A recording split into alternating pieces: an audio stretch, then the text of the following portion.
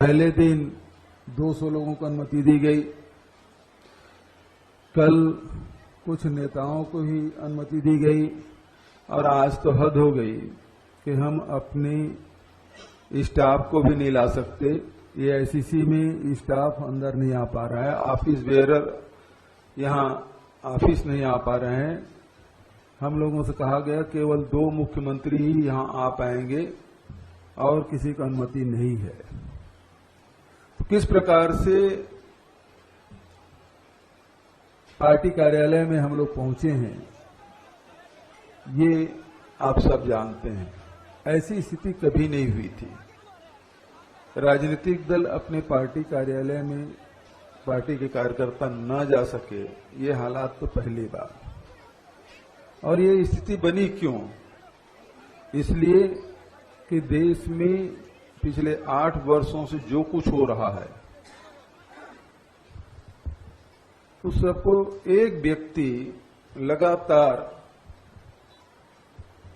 केंद्र सरकार के नाकामियों पे, उनके गलत इरादों पे, उनके गलत फैसलों पे उंगली रखते चल रहा है।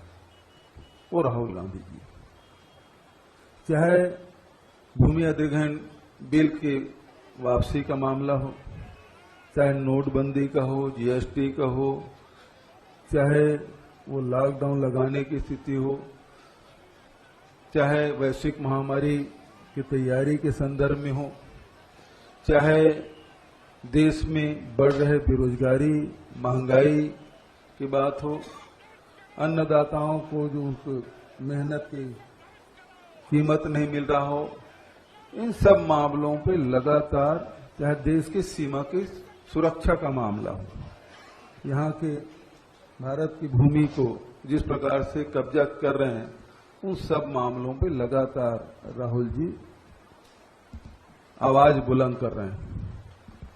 ऐसी स्थिति में जब देश में महंगाई बढ़ रही है, बेरोजगारी बढ़ रही है, तो इन लोगों ने तय किया कि एक इस व्यक्ति को दबा दिया जाए, इस व्यक्ति को परेशान किया जाए, तो हमारे खिलाफ कोई बोल नहीं पाएगा।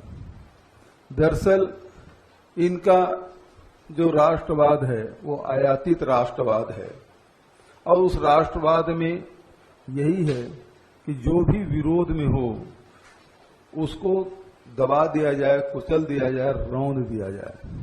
और उसी तर्ज पे चलते हुए ये सारी गतिविधियां आप देख रहे हैं कि जिस प्रकार से सेंट्रल एजेंसियों का दुरुपयोग केंद्र की सरकार कर रही है, जितने भी विपक्षी दल के लोग हैं उसे किसी न किसी मामले में फंसाकर उसके मुंह को बंद करने की कोशिश की जा रही है।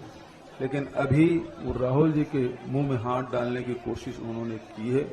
मैं समझता हूं कि उनको बहुत महंगी पड़ेगी। वो राहुल जी के मुंह में हाथ डालने की कोशिश उन्होंने की है। मैं समझता हूं कि उनको बहुत महंगी पड़ेगी।